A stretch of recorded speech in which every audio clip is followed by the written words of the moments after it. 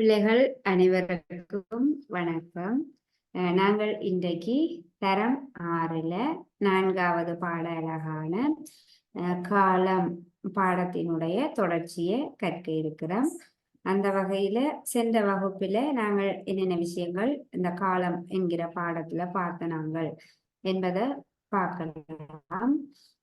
காலத்துல நாங்கள் சென்ற வகுப்புல இந்த நேரத்தை அளக்கக்கூடிய அலகுகள் நேரத்தை அளக்கக்கூடிய அலகுகளாக செகண்ட்,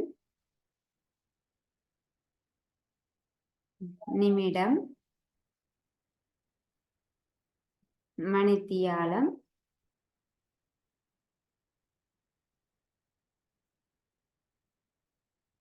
நாள், இவை நான்குமே காலத்தை அல்லது நேரத்தை அளக்கக்கூடிய அலகுகள் என்று நாங்கள் சென்ற வகுப்புல படிச்ச நாங்கள். இந்த வகுப்புல நாங்கள் இந்த காலத்தை அளக்கும் இந்த அலகுகளுக்கு இடையிலான தொடர்பு பற்றி பார்க்கலாம்.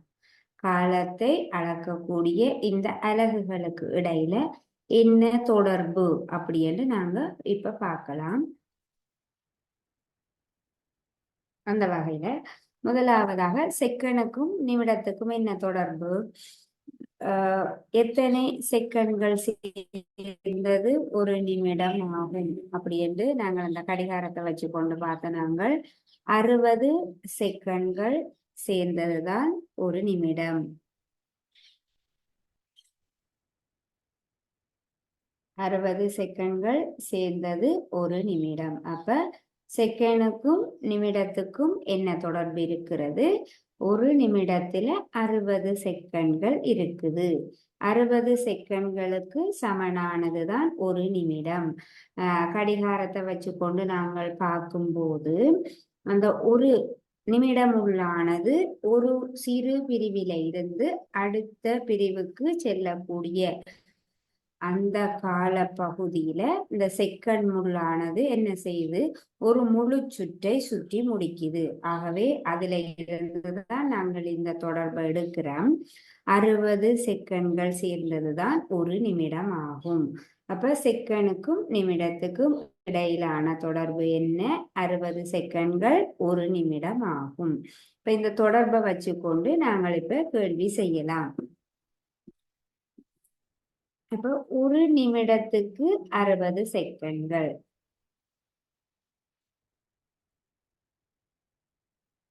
கேள்வி செய்வோம். ஒரு நிமிடம் சமன் 60 செகண்ட்கள்.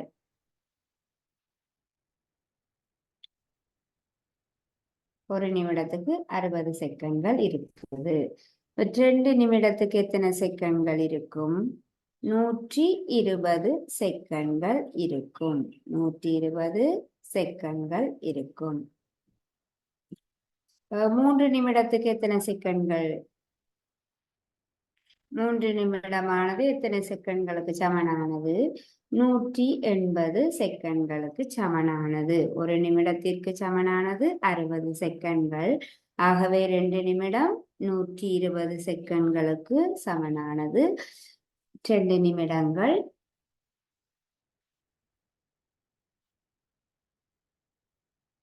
3 நிமிடங்கள் 180 செகண்ட்களுக்கு சமனானது.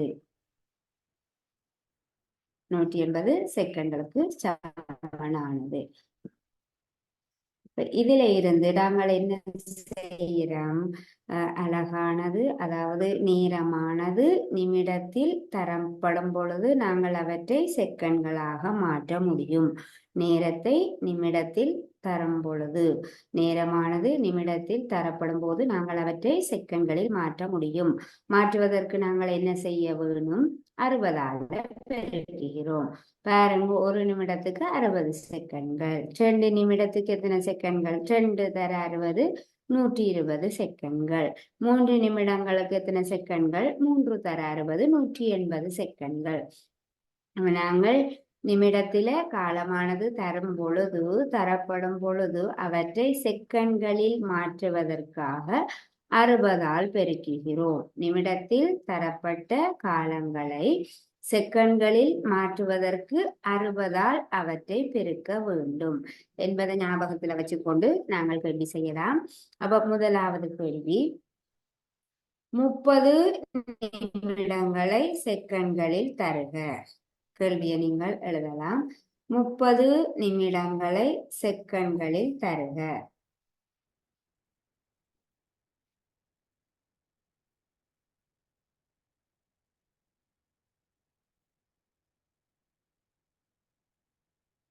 30 நிமிடங்களை செகண்ட்களில் தரட்டாம். 30 நிமிடங்களை செகண்ட்களாக மாற்றுக அப்படி என்று சொல்லி இருக்கு.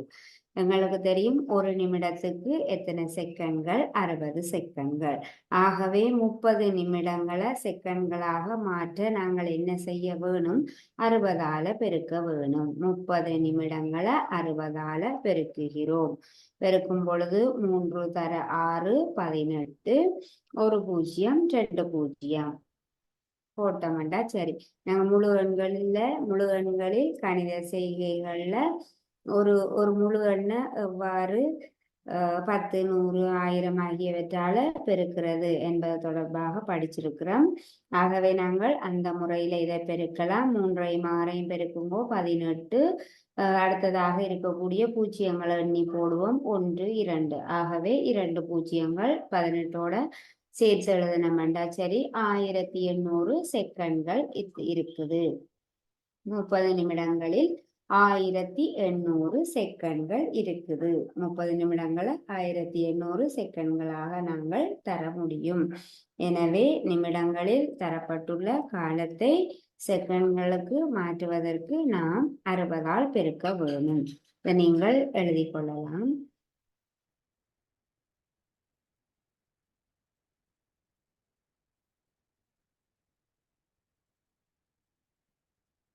அடுத்ததாக செகண்ட்களில் தரப்பட்டுள்ள காலத்தை நிமிடமாக மாற்றுவதற்கு நாங்கள் என்ன செய்ய வேண்டும் என்று பார்க்கலாம். செகண்ட்களில் தரப்பட்டுள்ள காலங்களை எங்களுக்கு தொடர்பு செகண்டுக்கும் நிமிடத்துக்கும் இடையிலான தொடர்பு என்ன? 60 செகண்ட்கள் ஒரு நிமிடத்திற்கு சமனாகும். 60 செகண்ட்களை கொண்டது ஒரு நிமிடம். 60 செகண்ட்கள் ஒரு நிமிடத்திற்கு சமனானது. அப்ப 120 செகண்ட்கள் எத்தனை நிமிடங்களுக்கு சமனானது? 2 நிமிடங்களுக்கு. 60 செகண்ட்கள்ல ஒரு நிமிடம் இருக்குது. அப்ப 120 செகண்ட்கள்ல எத்தனை நிமிடங்கள் இருக்குது? 2 நிமிடங்கள். 2 நிமிடங்கள். ஒரு நிமிடத்துக்கு 60 செகண்ட்கள், 2 நிமிடங்களுக்கு 120 செகண்ட்கள். 180 செகண்ட்களுக்கு எத்தனை நிமிடங்கள் இருக்குது? 3 நிமிடங்கள். 180 செகண்ட்களுக்கு 3 நிமிடங்கள். அப்ப நாங்கள் இங்க என்ன செய்கிறோம்? 60 செகண்ட்கள் ஒரு நிமிடம் ஆகும். 120 செகண்ட்கள் 2 நிமிடம் ஆகும். 180 செகண்ட்கள் 3 நிமிடம் ஆகும். அப்ப செகண்ட்களில் தரப்பட்டுள்ள காலத்தை நிமிடத்திற்கு மாற்றுகிறோம். மாற்றும் பொழுது நாங்கள் என்ன செய்கிறோம்? 60ஆல வகுத்து மாற்றுகிறோம். செகண்ட்களில் தரப்பட்டுள்ள காலத்தை நிமிடத்திற்கு மாற்றுவதற்கு நாங்கள் என்ன செய்ய வேணும்? 60ஆல் வகுக்க வேணும். நிமிடத்தில் தரப்பட்டுள்ள காலங்களை செகண்ட்களில் மாற்றுவதற்கு 60ஆல பெருக்க வேணும். செகண்ட்களில் தரப்பட்டுள்ள காலத்தை நிமிடத்திற்கு மாற்றுவதற்கு 60ஆல வகுக்க வேணும். 60ஆல் வகுக்கும் போது செகண்ட்களை நாங்கள் நிமிடத்திற்கு மாற்ற முடியும். ஏனென்றால் 60 செகண்ட்களை கொண்டது ஒரு நிமிடம். இப்ப இதற்காக நாங்கள் ஒரு கேள்வி எழுதிக் கொள்ளலாம். கேள்வியை நீங்கள் எழுதலாம். 1200 செகண்ட்களை 1200 செகண்ட்களை நிமிடங்களில் தருக.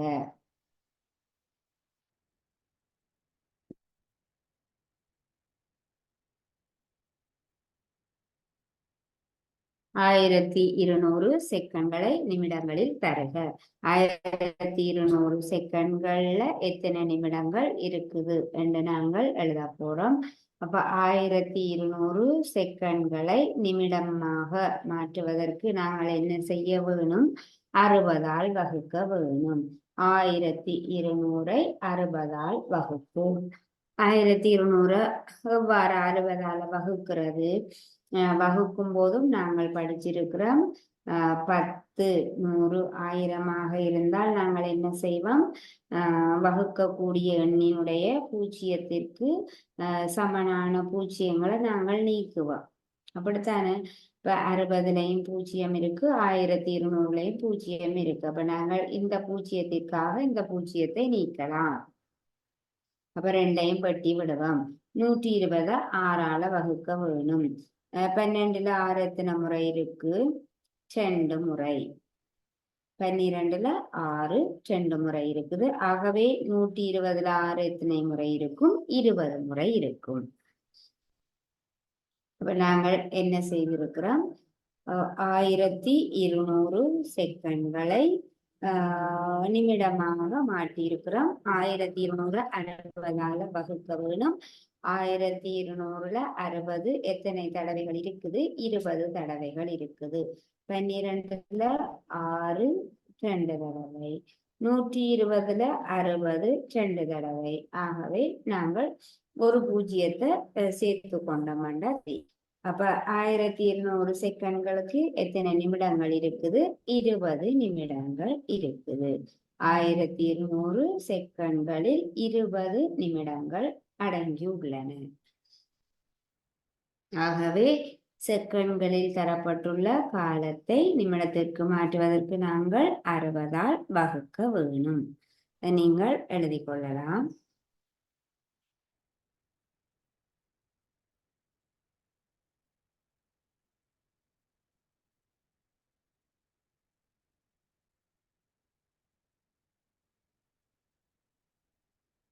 அடுத்ததாக அப்ப நாங்கள் செகண்டுக்கும் நிமிடத்துக்கும் இடையிலான தொடர்பு பார்த்துட்டோம். இனி அடுத்த நேரத்தை அளக்கக்கூடிய அடுத்த அலகுகள் செகண்டுக்கும் நிமிடத்துக்கும் உள்ள தொடர்பு பார்த்துட்டோம். இனி நாங்கள் நிமிடத்துக்கும் மணித்தியாலத்துக்கும் இடையில உள்ள தொடர்பை பார்க்கலாம். நிமிடத்துக்கும் மணித்தியாலத்துக்கும் என்ன தொடர்பு?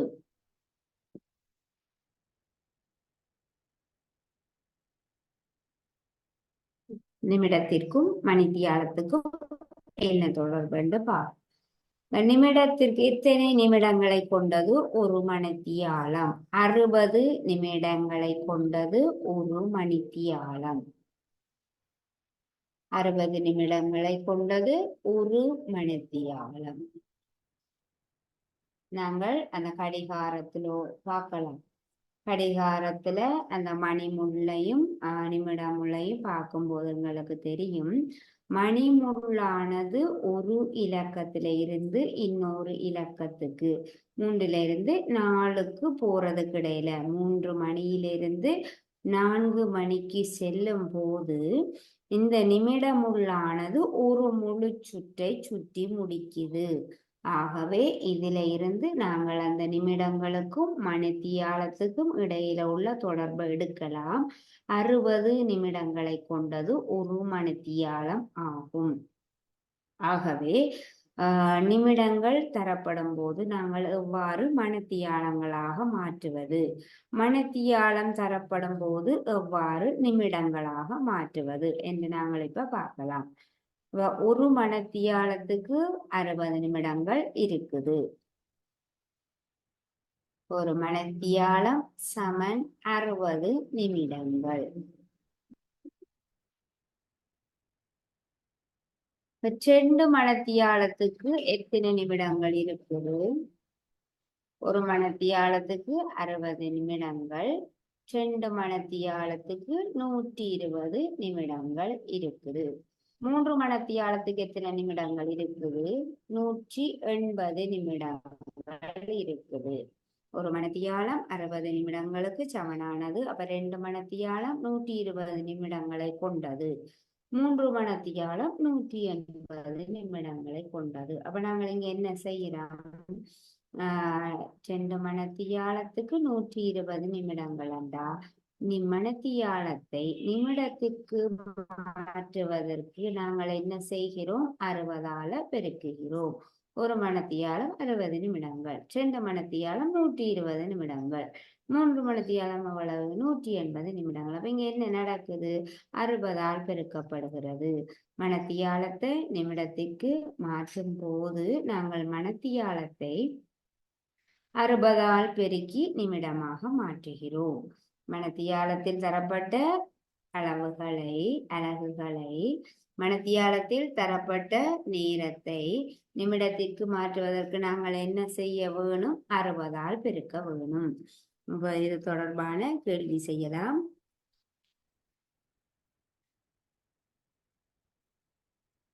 பன்னிரண்டு மணித்தியாலங்களை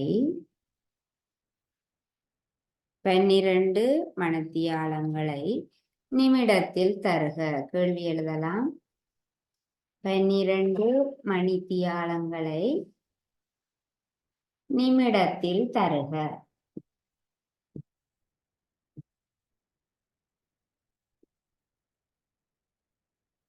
உங்களுக்கு தெரியும், ஒரு மணித்தியாலத்துக்கு 60 நிமிடங்கள். ஆகவே 12 மணித்தியாலங்களை நிமிடங்களாக மாற்ற வேணும் என்றால் நாங்கள் என்ன செய்ய வேணும்? 12 60ஆல பெருக்குவோம். 12 60ஆல பெருக்குவோம். 12 தர 6, 12ஐயும் 6ஐயும் பெருக்குவோம். 12 தர 6 72.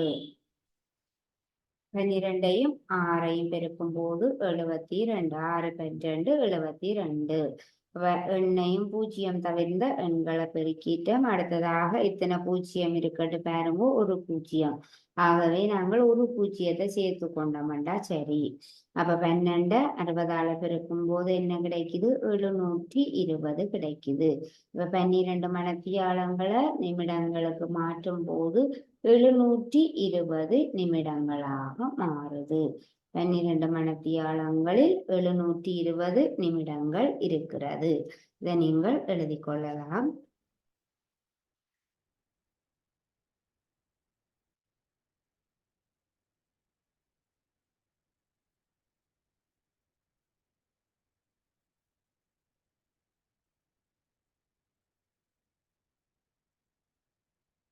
அதே போல நாங்கள் இனி மணித்தியாலத்துல தரப்பட்ட நேரத்தை நிமிடங்களுக்கு மாற்றுவதற்கு என்ன செய்ய வேணும்? 60ஆல பெருக்க வேணும் என்று பார்த்த நாங்கள் இனி நிமிடங்களில் தரப்பட்ட நேரங்களை மணித்தியாலத்துக்கு மாற்றுவோம்.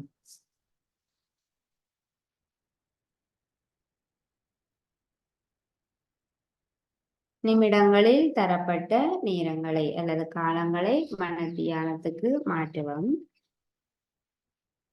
60 நிமிடங்களை கொண்டது ஒரு மணித்தியாலம். ஆகவே 120 நிமிடங்கள்ல எத்தனை மணித்தியாலங்கள் இருக்கும்?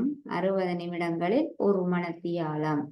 60 நிமிடங்கள் சேர்ந்தது ஒரு மணித்தியாலம். அப்ப 120 நிமிடங்கள் சேர்ந்தது 2 மணித்தியாலம். 180 நிமிடங்கள் சேர்ந்தது 3 மணித்தியாலம். ஆகவே இங்க என்ன நடக்குது? நிமிடங்களை மணித்தியாலங்களுக்கு மாற்றுவதற்கு, நிமிடங்களை மணித்தியாலமாக மாற்றுவதற்கு நாங்கள் என்ன செய்கிறோம்? 60ஆல வகுக்கிறோம். ஏனென்றால் 60 நிமிடங்களுக்கு ஒரு மணித்தியாலம். 120 நிமிடங்களுக்கு எத்தனை மணித்தியாலம்? அவ 120ல எத்தனை முறை 60 இருக்குது என்று நாங்கள் பார்க்கிறோம். அவ 120 நிமிடங்கள்ல 120ல 60 எத்தனை தடவைகள் இருக்குது? 2 தடவை. ஆகவே 120 நிமிடங்களில் எத்தனை மணித்தியாலங்கள் அடங்கியுள்ளன? 2 மணித்தியாலங்கள் இருக்குது. அப்ப நிமிடங்களில் தரப்பட்டுள்ள காலத்தை மணித்தியாலத்துக்கு மாற்றுவதற்கு நாங்கள் 60ஆல் வகுக்க வேணும் என்பதை விளங்கிக் கொள்ள வேணும். இது தொடர்பான கேள்வி செய்யலாம். கேள்வி எழுதலாம். நீங்கள் 600 நிமிடங்களை 600 மணித்தியாலங்களில் தருக.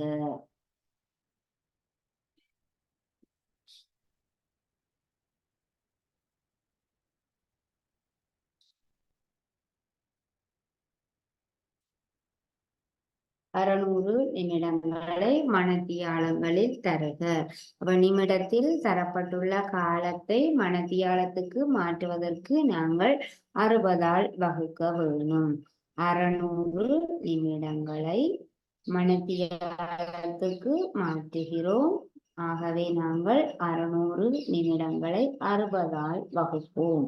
வகுக்கும் போது என்ன நடக்கும்? இந்த பூஜ்ஜியத்துக்கு இந்த பூஜ்ஜியத்தை நீக்கலாம். 60ஐ 6ஆல் வகுக்கும் போது என்ன கிடைக்கும்? 60ல் 6 எத்தனை தடவைகள்? 10 தடவைகள். ஆகவே 10 மணத்தியாலங்களை கொண்டது 600 நிமிடங்கள் ஆகும்.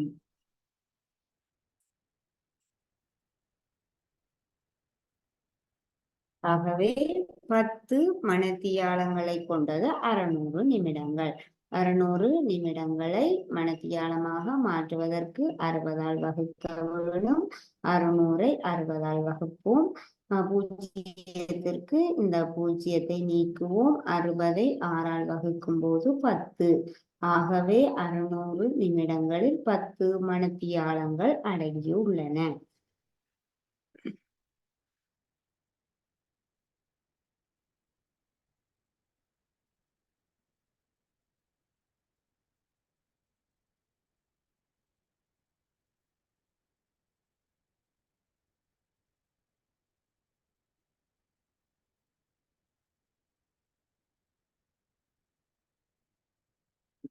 அடுத்ததாக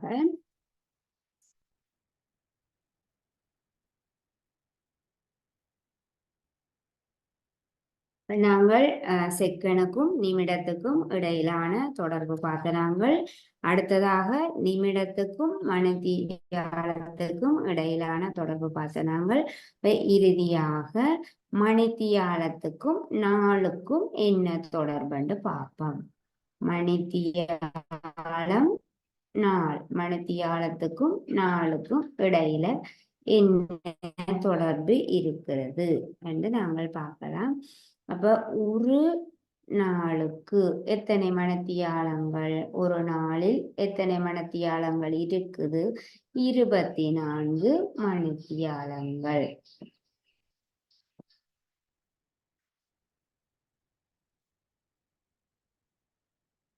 ஒரு நாளுக்கு 24 மணித்தியாலங்கள் இருக்குது.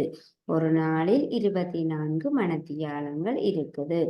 நாளுக்கும் மணித்தியாலத்துக்கும் இடையில உள்ள தொடர்பு இதுதான். ஒரு நாளில் 24 மணித்தியாலங்கள் இருக்குது. 24 மணித்தியாலங்களை கொண்டதுதான் ஒரு நாள். இதுல இருந்து நாங்கள் இது தொடர்பான கேள்வி பார்க்கலாம். நீங்கள் அந்த உங்களுக்கு தெரியும் ஒரு நாள் என்னும் போது முற்பகல் 12 மணியில இருந்து நண்பகல் 12 மணி வரை 12 மணித்தியாலங்களை கொண்டது. முற்பகல் 12 மணியிலிருந்து நண்பகல் 12 மணி வரை 12 மணித்தியாலங்கள் இருக்குது.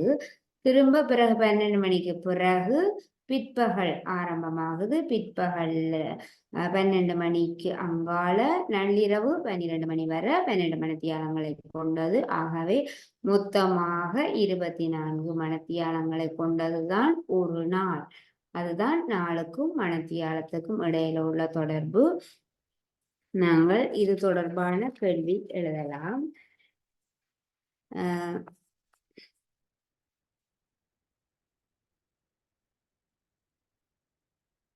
30 நாட்கள், 30 நாட்களை மணித்தியாலங்களில் தருக. 30 நாட்களை மணித்தியாலங்களில் தருக.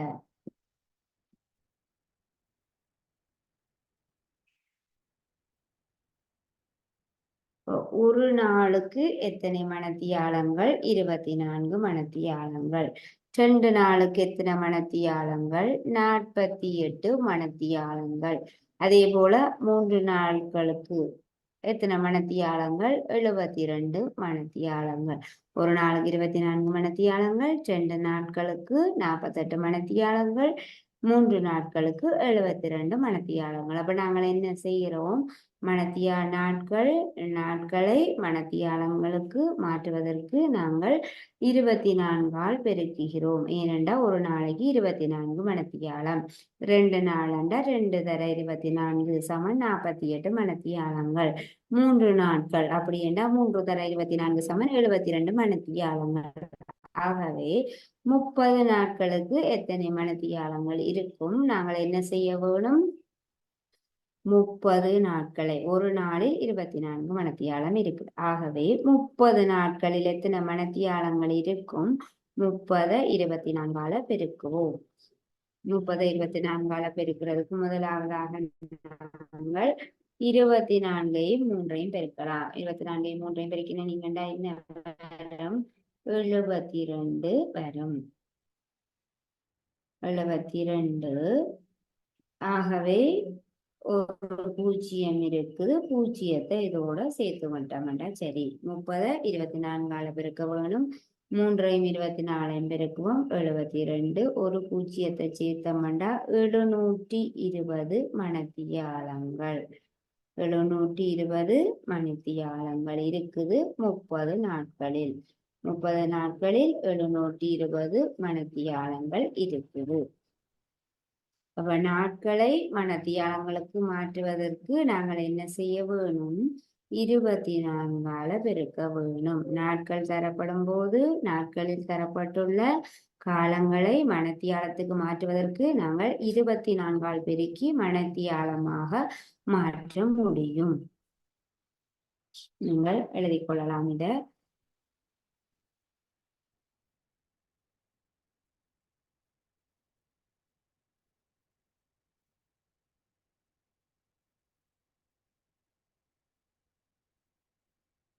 அடுத்ததாக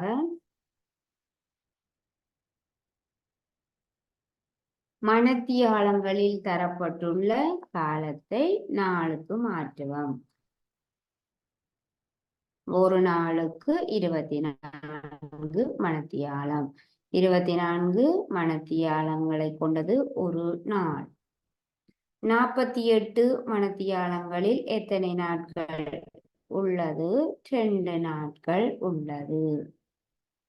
24 மணத்தியாலங்களை கொண்டது ஒரு நாள். அப்ப 48 மணத்தியாலங்களை கொண்டது 2 நாட்கள். 72 மணத்தியாலங்களை கொண்டது 3 நாட்கள். ஆகவே நாங்கள் என்ன செய்கிறோம்? மணத்தியாலத்தில தரப்பட்ட காலத்தை நாட்களுக்கு மாற்றுகிறோம். மாற்றுவதற்கு நாங்கள் என்ன செய்ய வேணும்? 24ஆல வகுக்க வேணும். ஏன் 24ஆல வகுக்கிறோம்? ஒரு நாளுக்கு 24 மணத்தியாலம். மணத்தியாலங்களில் தரப்பட்டுள்ள காலத்தை நாட்களுக்கு மாற்றுவதற்கு நாங்கள் 24ஆல வகுக்க வேணும். நாட்களில் தரப்பட்டுள்ள காலத்தை மணத்தியாலத்துக்கு மாற்றுவதற்கு என்ன செய்த நாங்கள்? 24ஆல பெருக்கின நாங்கள். அதே போல மணத்தியாலங்களில் தரப்பட்டுள்ள காலத்தை நாட்களில் மாற்றுவதற்கு நாங்கள் 24ஆல வகுக்க வேணும். இது தொடர்பான கேள்வி எழுதலாம்.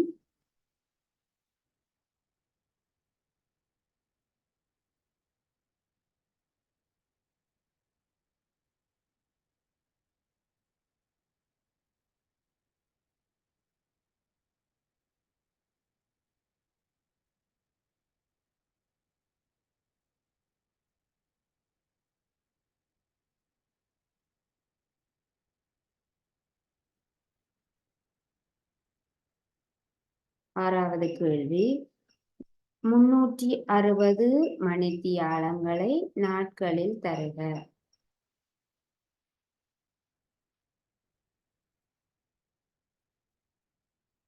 360 மணித்தியாலங்களை நாட்களில் தருக.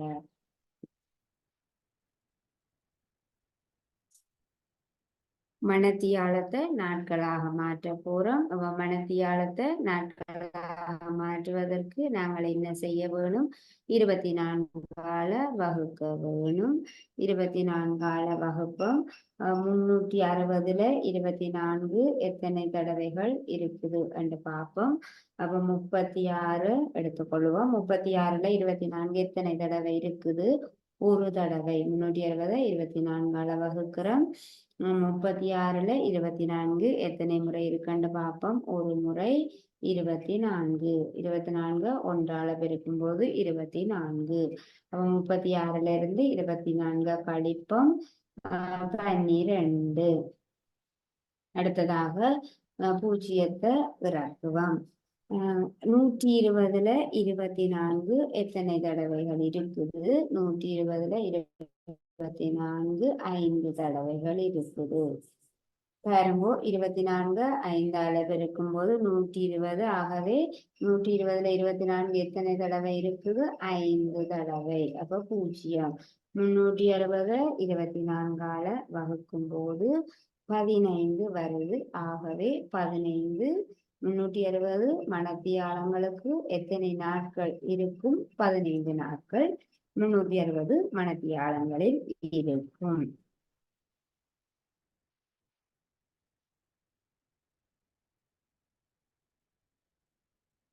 இப்போ மணத்தியாலங்களை நாட்களுக்கு மாற்றுவதற்கு நாங்கள் என்ன செய்கிறோம்? தரப்பட்ட மணத்தியாலங்களை 24ஆல வகுத்து நாங்கள் நாட்களாக மாற்றுகிறோம். ஆகவே நாட்களில் தரப்பட்டுள்ள காலத்தை மணத்தியாலங்களுக்கு மாற்றுவதற்கு 24ஆல பெருக்க வேணும். மணத்தியாலங்களில் தரப்பட்டுள்ள காலத்தை நாட்களுக்கு மாற்றுவதற்கு 24ஆல வகுக்க வேணும். இதை நீங்கள் எழுதிக் கொள்ளலாம்.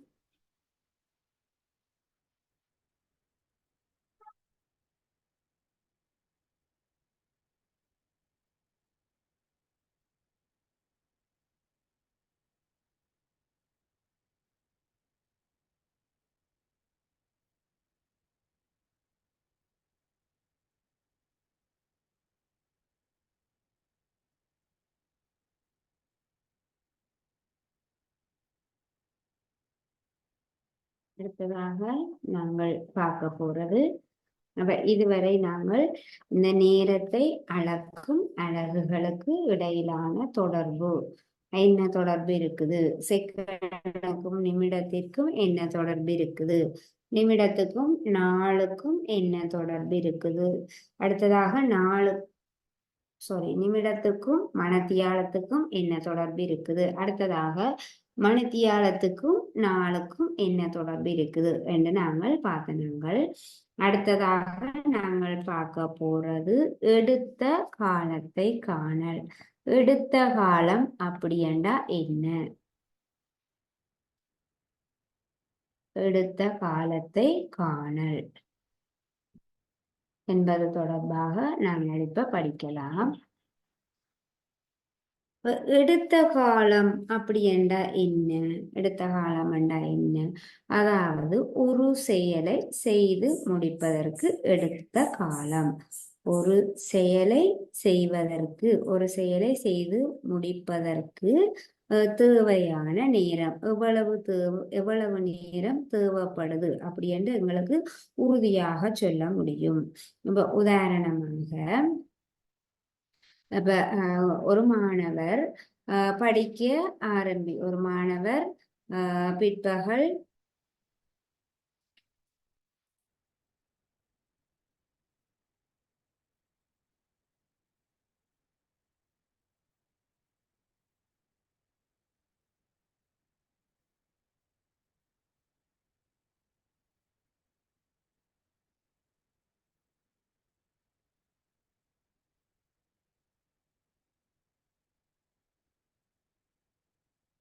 குமார் என்கிற மாணவர் பிற்பகல் 7 மணிக்கு படிக்க ஆரம்பிக்கிறார். குமார் என்கிற மாணவர் நேற்று பிற்பகல் 7 மணிக்கு படிக்க ஆரம்பிக்கிறார். அவர் பிற்பகல் 9:45 மணிக்கு படித்து முடிக்கிறார். படிக்க 7 மணிக்கு படிக்க ஆரம்பித்து 9:45 வரை அவர் படிக்கிறார், பாடங்களை படிச்சு முடிக்கிறார். அப்ப அவர் பாடங்களை படிப்பதற்காக எடுத்த காலம் எவ்வளவாக இருக்கும்?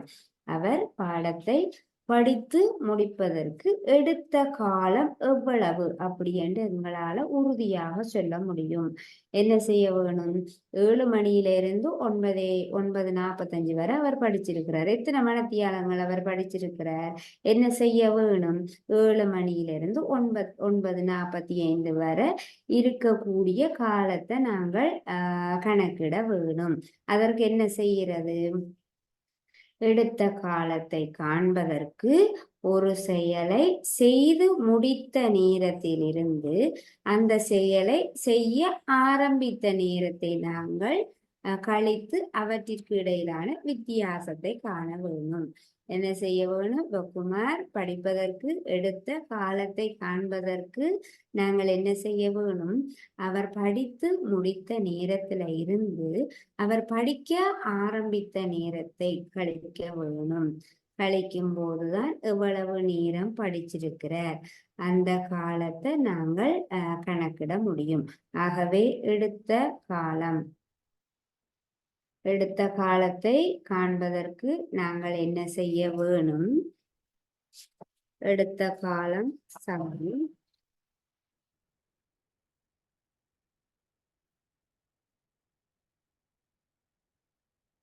ஒரு செயலை செய்து முடித்த நேரத்திலே இருந்து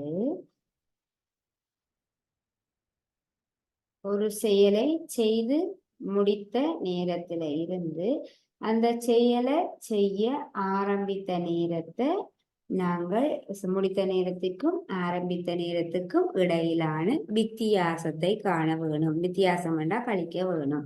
ஆகவே எடுத்த காலம் சமன் என்னது? ஒரு செயலை செய்து முடித்த நேரத்தில இருந்து ஆரம்பித்த நேரத்தை கழிக்கும் போது இது ரெண்டுக்கும் இடையிலான வித்தியாசம் எங்களுக்கு வரும். இப்ப பாருங்க, பிற்பகல் 7 மணிக்கு படிக்க ஆரம்பித்திருக்கிறார். படிக்க தொடங்கின நேரம் 7 மணி. அவர் பிற்பகல் 9:45 படிச்சு முடிச்சிட்டார். அவர் எவ்வளவு நேரம் படிக்க இருந்திருப்பார்? அவர் படிப்பதற்காக எடுத்த காலம் எவ்வளவு? படிப்பதற்கு செலவழித்த நேரம் எவ்வளவு?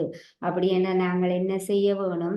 அவர் படித்து முடித்த நேரத்தில இருந்து அவர் படித்து முடித்த நேரம் பிற்பகல் 9:45 மணி. 9:45 மணியில இருந்து 7 மணியை நாங்கள் கழிப்போம். 9:45 இருந்து 7 மணியை எவ்வாறு கழிக்கிறது?